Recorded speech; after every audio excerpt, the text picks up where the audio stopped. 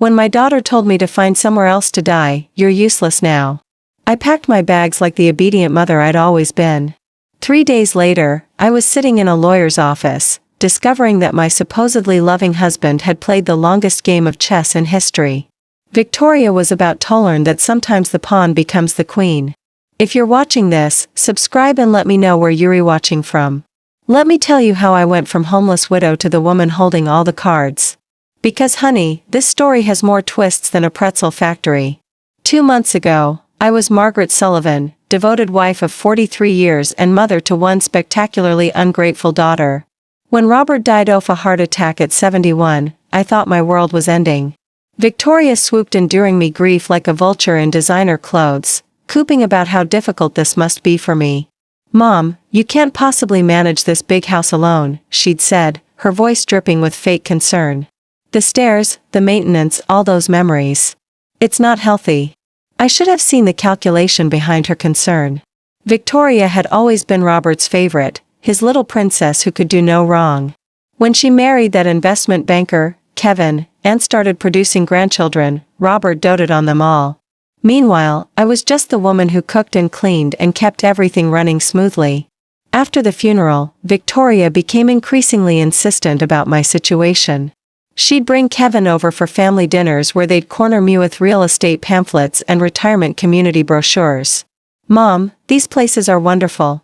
You'd have people your own age, activities, no responsibilities. What they meant was no inheritance to split, no inconvenient mother to deal with. The final blow came last Tuesday. I'd been living in what Victoria now called our house for 6 weeks since Robert's death, still sleeping in the guest room because I couldn't bear to pack up our bedroom. Victoria arrived unannounced with Kevin and 2 large suitcases. Mom, we've made a decision. Kevin got the promotion and we need to move into town immediately. This house is perfect for us. I stared at her, not quite comprehending. Move in, but this is my home. Victoria's mask slipped for just a moment, revealing the cold calculation underneath. Actually, Mom, according to Dad's will, I inherited everything. The house, the investments, all of it. I've been letting you stay here out of kindness, but it's time for you to find your own place. The words hit me like a physical blow. Victoria, surely there's been some mistake. No mistake. Dad knew I'd take better care of his legacy than you ever could.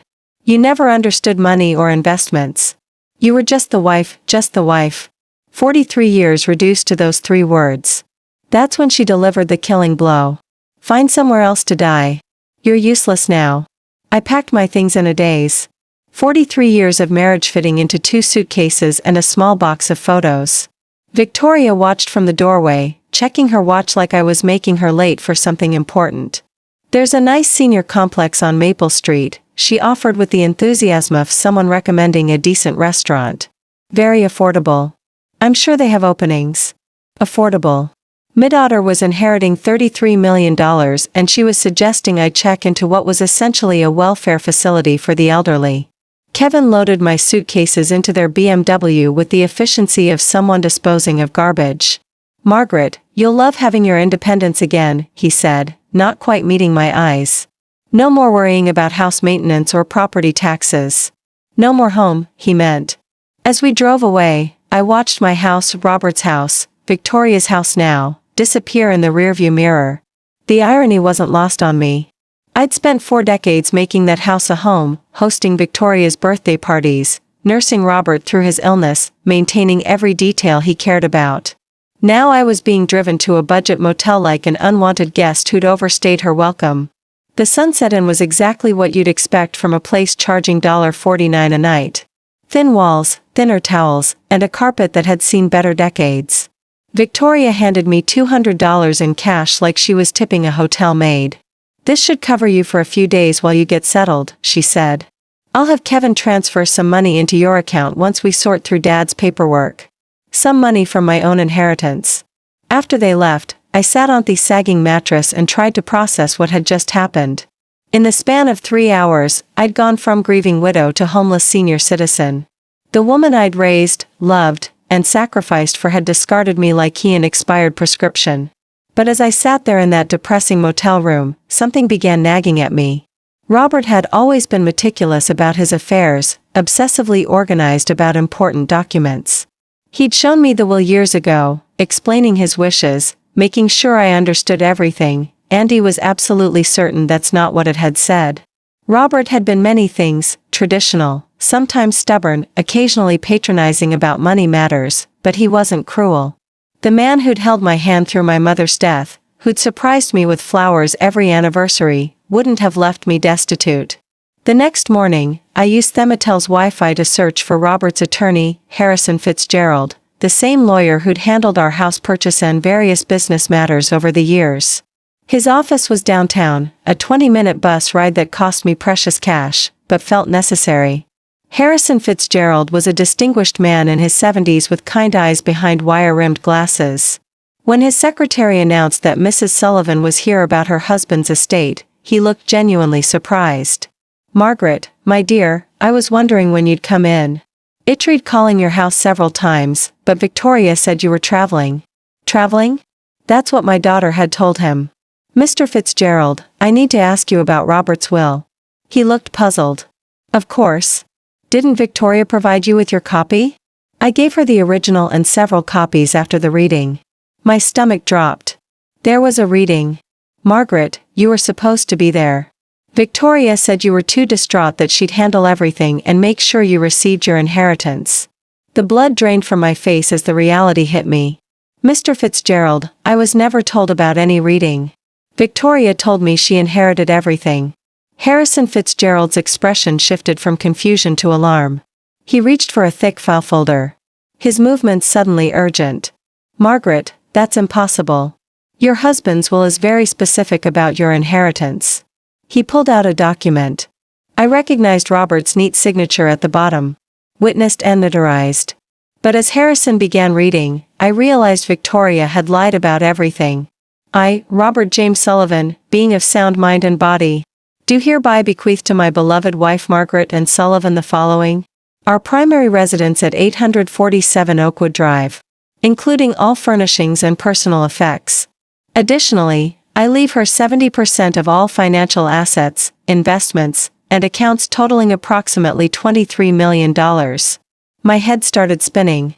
$23 million. The house, 70% of everything. Harrison continued reading, his voice growing more serious. To my daughter, Victoria Sullivan Hayes, I leave $10 million TOB held in trust with distributions beginning on her 45th birthday, contingent upon her treatment of her mother following my death. Contingent upon her treatment of me. Robert had known. Somehow he'd known exactly what Victoria would try to do. "Mr. Fitzgerald," I whispered. "Victoria told me I inherited nothing. She moved into my house. She gave me $200 and suggested I find a senior facility." The elderly lawyer's face flushed with anger. "Margaret, what Victoria has done is called elder abuse and fraud. She's committed multiple felonies, but she had legal documents. She showed me papers, forged, most likely, or documents from an earlier draft. Your husband updated his will 6 months before his death, specifically because he was concerned about Victoria's attitude toward money and her sense of entitlement." The room was spinning.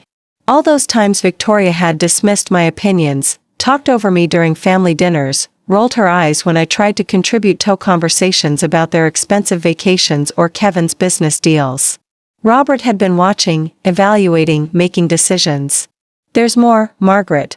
The trust provision for Victoria specifically states that if she fails to treat you with respect and dignity following my death, the entire $10 million reverts to you instead."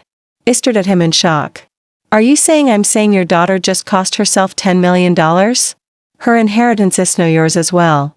You're not inheriting $23 million, Margaret. You're inheriting $33 million plus the house and all personal property." The irony was so perfect, it was almost funny. Victoria had been so eager to claim her inheritance that she'd triggered the exact clause designed to protect me from her greed. "What do I do now?" I asked, my voice barely steady. Harrison smiled, and for the first time since Robert's death, I saw genuine warmth directed at me. "Now, my dear, we call the police about the fraud. And then we call Victoria and inform her that she's about to receive the shock of her life. Can she fight this? With what money?" She's about to discover that every account she thought she controlled actually belongs to you. Every investment, every bank account, every asset except your house is frozen pending investigation of her fraudulent activities. I thought about Victoria in my house, probably already planning renovations, shopping for new furniture with money she thought washers. Kevin was probably calculating how the inheritance would affect his investment portfolio. They had no idea that in about 6 hours, their entire world was going to implode. Harrison Fitzgerald's office became command central for what he cheerfully called Operation Justice. He contacted the police, the banks, and a private investigator while I sat in his leather chair, still processing the magnitude of Victoria's deception. The forged documents are quite sophisticated, Detective Rodriguez explained as she reviewed the fake will Victoria had shown me. This wasn't a spur-of-the-moment crime. Someone planned this carefully. You think Victoria had help? I asked. Almost certainly. Creating convincing legal forgeries requires specific knowledge and connections. We'll need to investigate whether Kevin or someone in his financial network was involved. Within 2 hours, every account had been frozen. Victoria's credit cards linked to what she thought were her new inheritance accounts were declined. The house utilities, which she'd already transferred to her name, were suspended pending ownership verification. My phone rang at exactly 3:47 p.m. Victoria's name flashed on the screen. Mom, where are you? There's some kind of mix-up with the bank accounts. They're saying Daddy's assets are frozen. Hello, Victoria. I'm sitting in Harrison Fitzgerald's office. You remember him? Daddy's attorney, the one who read the real will to an empty room while you told him I was traveling. Silence. Then, Mom, I don't know what you think you discovered, but I discovered that you're a liar and a thief. Sweetheart, I also discovered that your father was much smarter than either of us realized. You don't understand. I was protecting you from the complexity of managing all that money.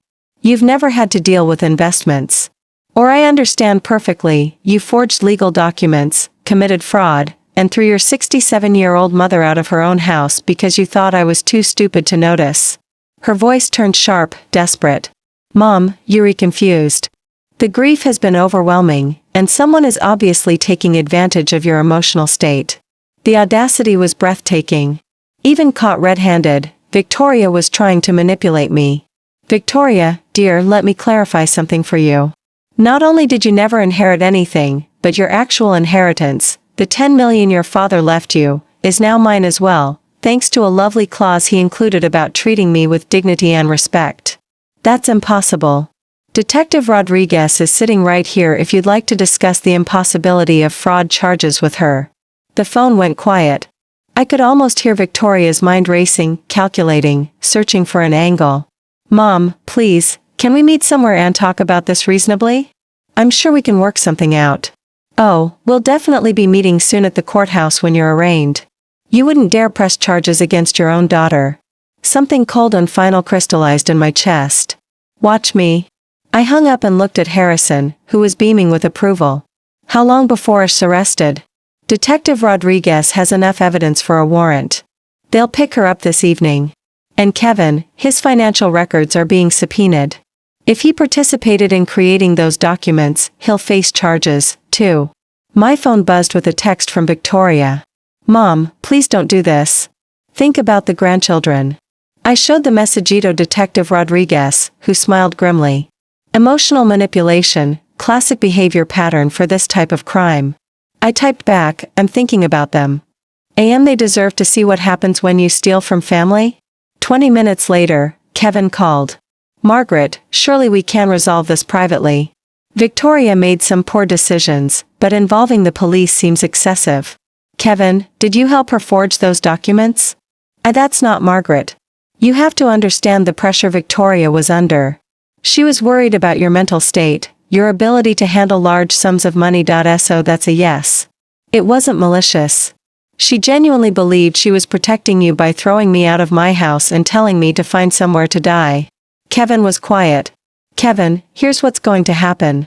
You're both going to be arrested. You're both going to face federal fraud charges. And I'm going to be sitting in my house. My house, watching it all unfold. Margaret, please be reasonable. I was reasonable for 43 years. It didn't work out well for me. The police arrested Victoria at 8:30 p.m. while she was having dinner at Leonard, apparently celebrating her inheritance with Kevin and another couple. According to Detective Rodriguez, she screamed about false arrest and demanded to call her lawyer, who turned out to be Kevin's golf buddy and had no experience with criminal law. Kevin was arrested at his office the next morning. The forensic accountant had traced the forged documents to a printing company Kevin's firm used for creating fraudulent investment prospectuses. Apparently, my son-in-law had quite the criminal resume that Victoria either didn't know about or chose to ignore. I spent my first night back in my house in 43 years, sleeping in the master bedroom. Victoria had already moved her belongings into the space, replacing Robert's careful organization with her chaos of designer clothes and expensive cosmetics. I packed everything into garbage bags and left them on the front porch. Let her collect them when she makes bail. The house felt different now, not because Robert was gone, but because I was finally seeing it as mine. For decades, I'd maintained it as Robert's sanctuary, designed around his preferences, his needs, his vision of how we should live now. Looking around with clear eyes, I realized how little of me had ever been reflected in these rooms. That was about to change. Harrison called around noon with updates. Victoria's bail is set at $50,000. Since all her accounts are frozen, she'll have to find someone else to cover it. What about Kevin? $200,000. Apparently, the judge wasn't impressed with his history of financial crimes. Who knew your son-in-law had been under investigation for securities fraud? I certainly hadn't known. But then again, I'd been excluded from most family financial discussions. Victoria and Kevin had always spoken to me like I was a child when money came up, simplifying concepts they assumed I couldn't understand. They were about to learn how much I'd actually understood. Harrison, I want to make some changes to the house. Victoria had contractors lined up to renovate. I'd like to proceed with some of those plans, but with my own vision. Excellent idea. It's your home now, Margaret. Do whatever makes you happy. What made me happy, I realized, was the idea of undoing every assumption Victoria had made about my inheritance. She planned to gut the kitchen, replace the hardwood floors, and convert Robert's study into a wine cellar. I was going to turn the study into an art studio and the wine cellar plans into a library. My phone rang. Unknown number. Mrs. Sullivan, this is Janet Cooper from Channel 7 News. We understand you're the victim of a significant elder fraud case involving your daughter. Would you be willing to share your story? Word was getting out. In a city this size, the arrest of a prominent investment banker and his wife for defrauding his elderly mother-in-law was news. Miss Cooper, I appreciate your interest, but I'm not ready to make public statements. I understand this must be difficult, but your story could help other seniors recognize warning signs of family financial abuse. She had a point.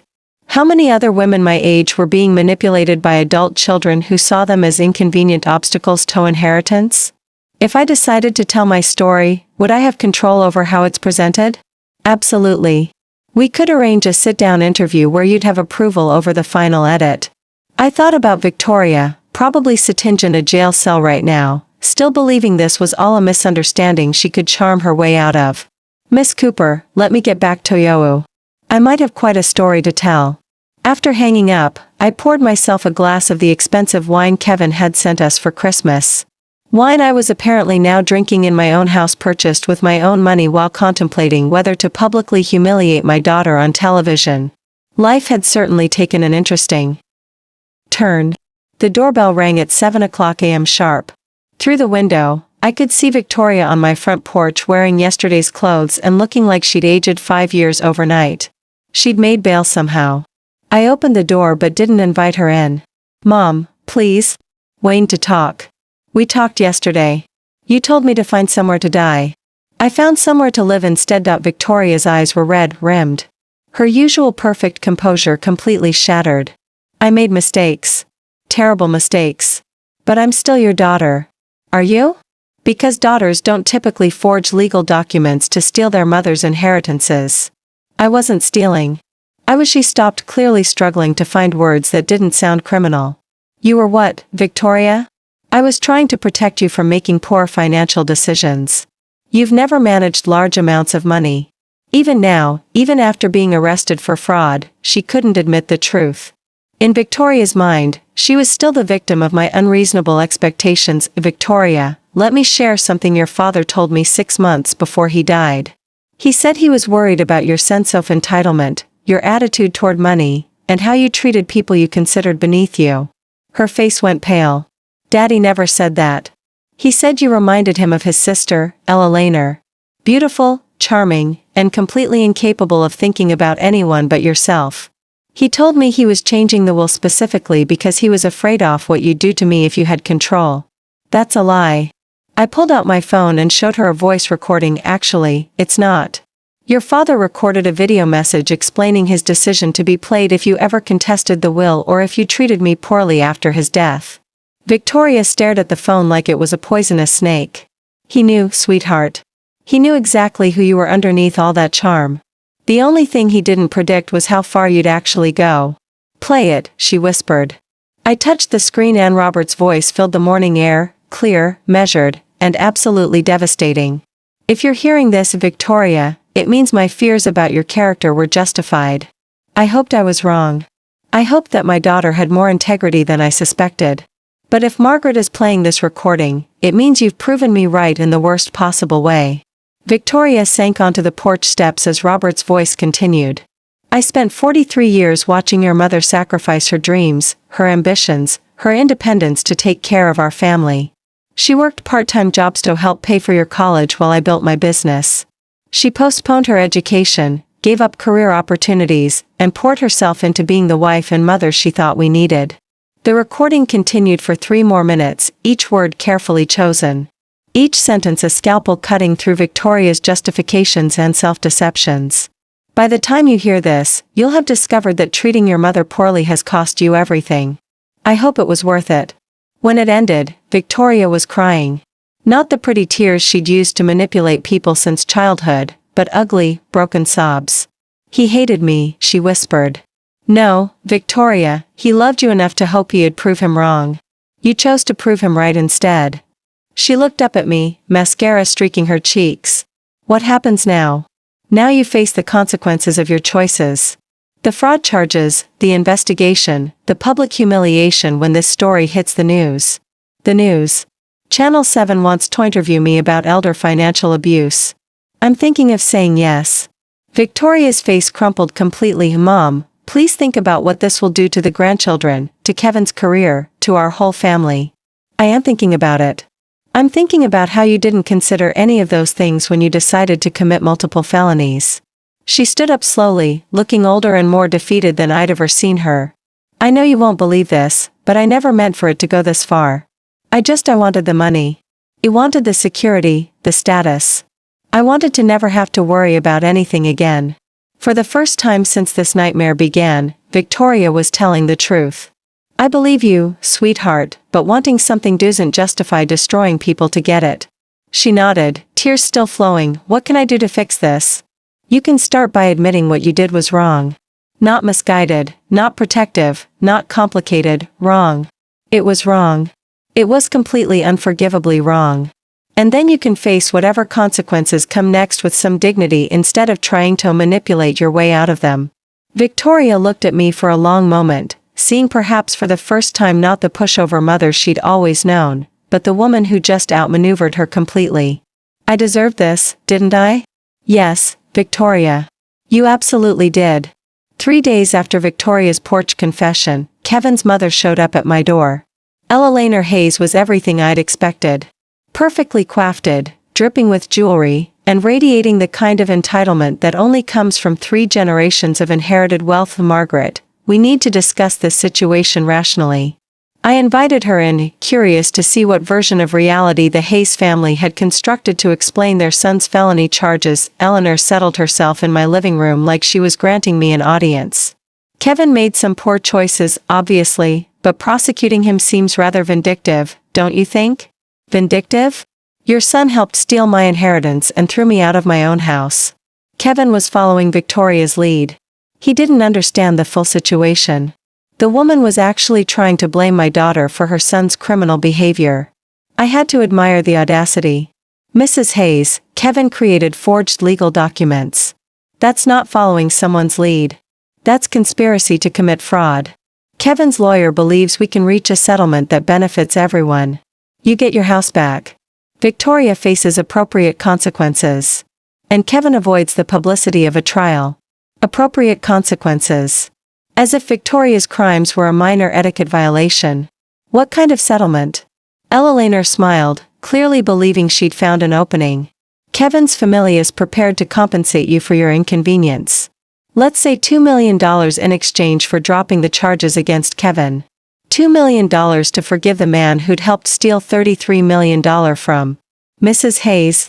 Your son participated in a scheme that cost me everything I owned. You think $2 million covers that?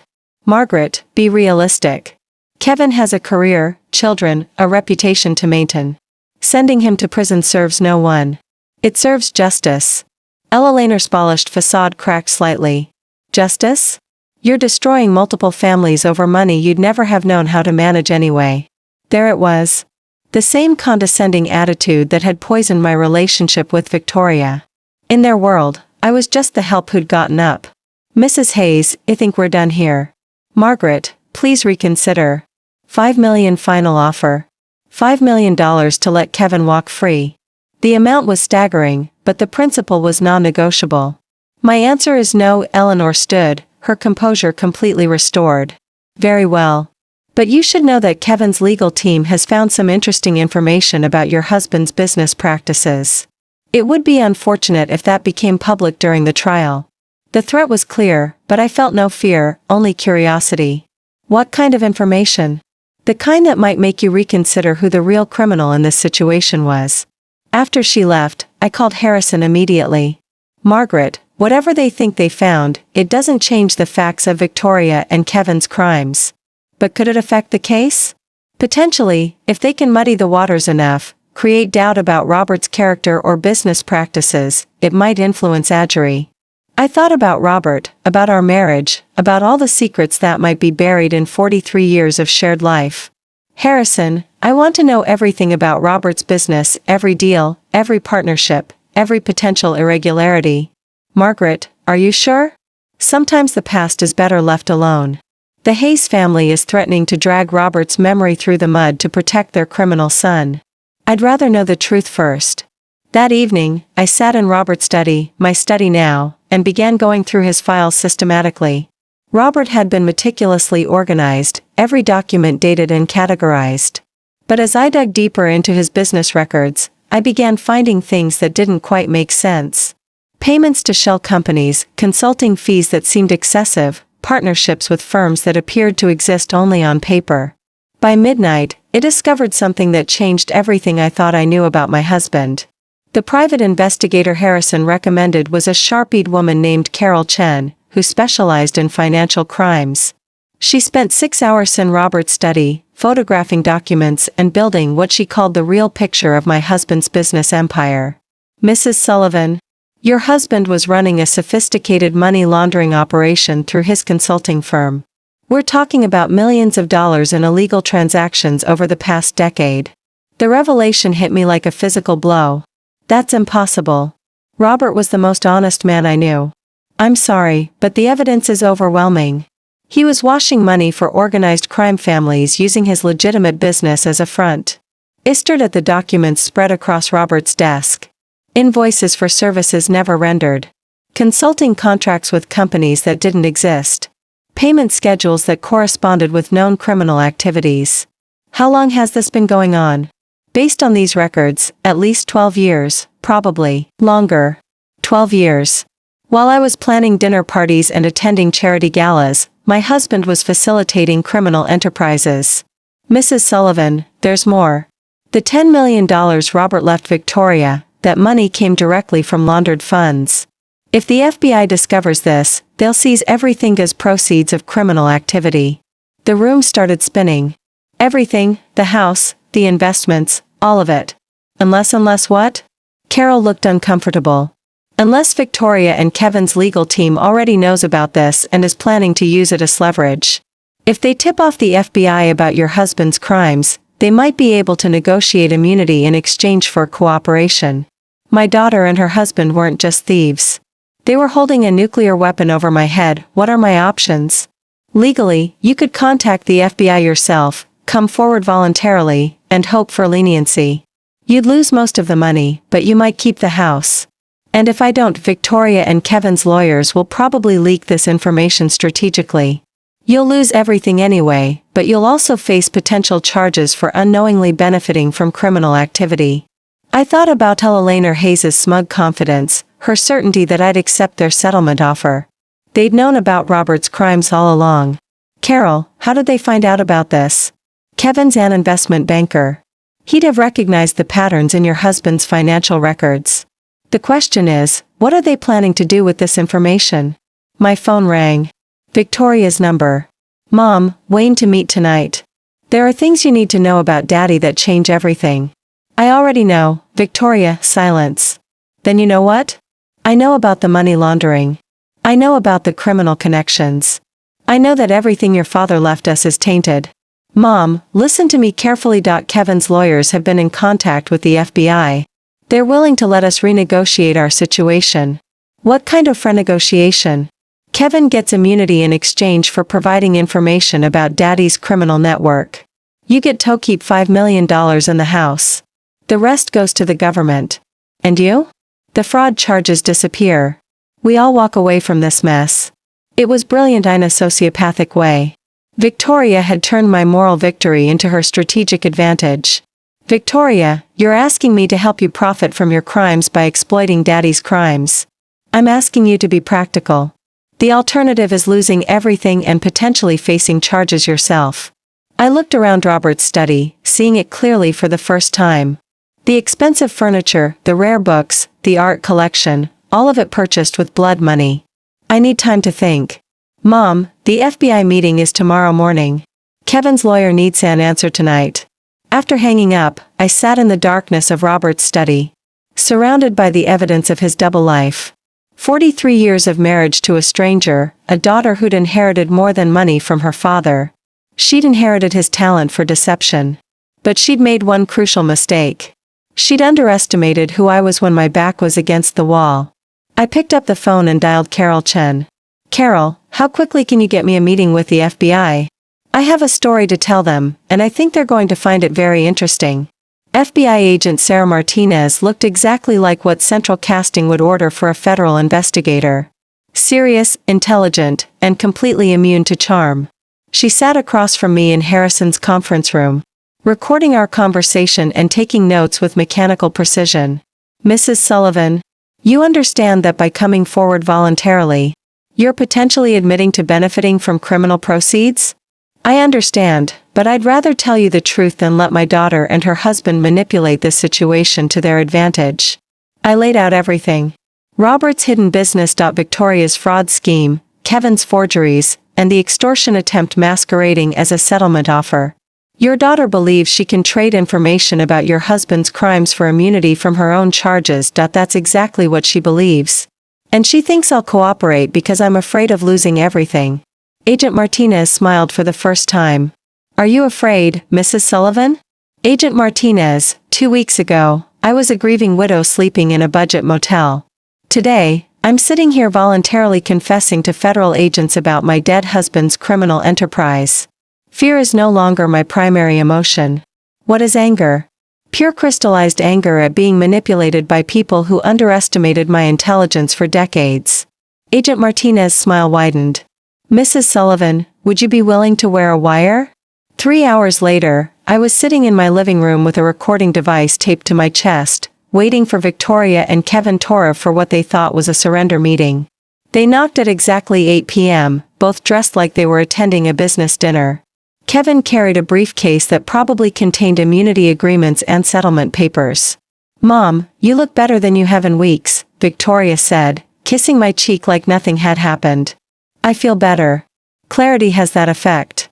Kevin opened his briefcase with the efficiency of someone who'd conducted similar negotiations before. Margaret, our lawyers have structured this very favorably for you. You retain the house, $5 million in clean assets, and complete immunity from any charges related to Robert's activities. Clean assets. That's an interesting phrase. Victoria shot Kevin a warning look. Mom, the important thing is that we're all protected. The past stays buried and we all move forward. What about the $33 million Robert actually left me? Mom, that money is tainted. It can't be separated from Daddy's criminal activities. Taking $5 million is the best outcome possible. And you too? What do you get out of this arrangement? Kevin leaned forward, his confidence returning. We get to put this unfortunate misunderstanding behind us. Victoria's charges disappear. My reputation remains intact and our family can heal. Misunderstanding. He was still calling felony fraud a misunderstanding. Kevin, help me understand something. When exactly did you discover Robert's criminal activities? What do you mean? Amian, did you know about the money laundering when you married Victoria? Or did you discover it recently when you were planning to steal my inheritance? Kevin and Victoria exchanged glances. Margaret, I don't think that's relevant to our current discussion. Actually, I think it's very relevant because if you knew about Robert's crimes and said nothing, that makes you an accessory after the fact. And if you only discovered them while committing your own crimes, that makes you remarkably unlucky. Victoria's composure was starting to crack. Mom, what are you getting at? I'm getting at the fact that you two have been planning this for months, possibly years. The forged will, the money laundering discovery, even Kevin's connections to document forgers. None of this was spontaneous. That's ridiculous. Is it? Agent Martinez finds it quite plausible. The color drained from both their faces. Agent Martinez. Kevin whispered. FBI. She's been very interested in my story about systematic elder abuse, fraud, and extortion. Particularly the part where you tried to blackmail me with my dead husband's crimes. Kevin stood up abruptly, reaching for his briefcase. Margaret, this conversation is over. Actually, Kevin, I think it's just beginning. Agent Martinez and two other federal agents entered my living room as Victoria and Kevin sat frozen in place. The briefcase Kevin had been reaching for was confiscated immediately along with both their phones. Victoria Sullivan Hayes and Kevin Hayes, you're under arrest for conspiracy to commit wire fraud, elder abuse, and attempted extortion of a federal witness. Victoria turned to me with an expression of absolute betrayal. Mom, how could you do this to your own family? The same way you could forge legal documents and steal my inheritance, sweetheart, accept me way is legal. As the agents handcuffed them, Kevin tried one last desperate play. Margaret, you don't understand what you've done. There are people connected to Robert's business who won't appreciate federal attention. You've put yourself in danger. Agent Martinez paused in reading them their rights. Mr. Hayes, are you threatening a federal witness? I'm warning her about the reality of her situation. The reality, Agent Martinez said, is that you just added witness intimidation to your charges. After they were removed, Agent Martinez sat back down across from Mrs. Sullivan. Kevin's warning might not be entirely empty. Your husband was connected to some dangerous people. How dangerous? The Torino crime family primarily. They've been using legitimate businesses to launder money for decades. Your husband's consulting firm was one of their most successful operations. The name meant nothing to me, but the agent's expression told me everything I needed to know. Are you saying I'm in actual physical danger? Potentially. But there's something else you should know about your husband's operation. Something that changes everything. Agent Martinez pulled out a thick file folder, the kind that suggested months of investigation. Mrs. Sullivan, your husband wasn't just laundering money for the Torino family. He was an FBI informant. For 12 years, he was providing information about their operations while appearing to facilitate their money laundering. The world tilted sideways. Robert was working for the FBI, deep cover, long-term investigation. The operation was so sensitive that even local FBI office weren't informed. Your husband was helping us build cases against multiple crime families. But the money was real. The FBI allowed him to keep a percentage of the laundered funds as payment for his cooperation and to maintain his cover. Everything he left you was earned through legitimate federal cooperation. I stared at her trying to process this revelation. So, the $33 million is legally yours. Your husband died before the investigation concluded, but his cooperation over 12 years directly led to 47 arrests and the seizure of over $200 million in criminal assets. Why didn't anyone tell me? Because the investigation was ongoing and because we weren't certain about your involvement or knowledge. Your daughter and son-in-law's fraud scheme actually helped us confirm your innocence. Victoria and Kevin didn't know any of this. They suspected criminal activity, but they had no idea about the federal cooperation. They were planning to blackmail you with information that would have actually exonerated your husband. The irony was so perfect, it was almost poetic. Victoria had tried to steal my inheritance twice, once through fraud and once through blackmail based on incomplete information. Agent Martinez, what happens now? Now you get your money back, your daughter and son-in-law face federal charges, and you get to decide what kind of life you want to build with your legitimate inheritance and the danger Kevin mentioned. The Torino family will be too busy dealing with their own legal problems to worry about you. We're executing search warrants across 3 states tomorrow morning. I looked around my living room, seeing it again as the site of my resurrection rather than my humiliation. Agent Martinez, can I ask you something? Of course. In your professional opinion, am I a terrible person for feeling satisfaction about Victoria's arrest?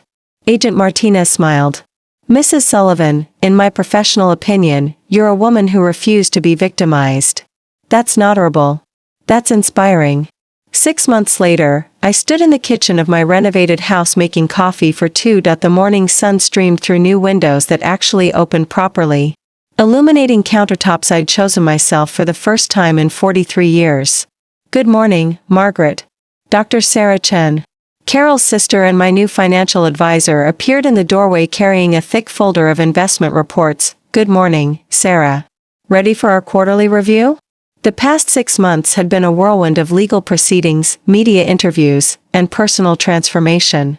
Victoria and Kevin were each serving 18-month federal sentences. The news coverage of their crimes had made me something of a celebrity in senior advocacy circles. Your portfolio is performing excellently, Sarah said, settling at my new breakfast table. The charitable foundation is fully operational, and the scholarship fund has already selected its first recipients. The Margaret Sullivan Foundation for Elder Protection had become my primary focus. Using $15 million of my inheritance, we were funding legal aid for seniors facing family financial abuse and supporting legislative changes to strengthen elder protection laws. Any word on the documentary? Netflix confirmed the production deal. They want to start filming next month. My story had captured media attention far beyond the initial news coverage. The Mother's Revenge, an American crime story, was being developed as a limited series with the proceeds going to elder advocacy organizations. And Victoria, Sarah's expression grew careful. She's written again. Her lawyer says she wants to apologize and ask for forgiveness. Victoria had written me 17 letters from federal prison. I'd read the first few, which ranged from self-justifying to desperate, before deciding to stop opening them. Some relationships once broken can't be repaired with words. Sarah, has my stance on that changed? Not according to our previous conversations, but people do evolve, Margaret. Even people who've made terrible choices. I thought about the woman I'd been 6 months ago. Grieving, dependent, willing to accept whatever scraps of dignity my family offered me. That woman might have felt obligated to forgive Victoria, to rebuild a relationship based on guilt and tradition. But that woman was gone. Sarah, schedule a meeting with Victoria's lawyer. Not to reconcile, but to make something clear. What kind of thing? I want Victoria to understand that her actions had consequences beyond legal punishment. I want her to know that she destroyed our relationship permanently and that her children will grow up knowing why their mother went top reason. That seems harsh. Good. It's supposed to be harsh. Victoria made adult choices that hurt people she was supposed to love.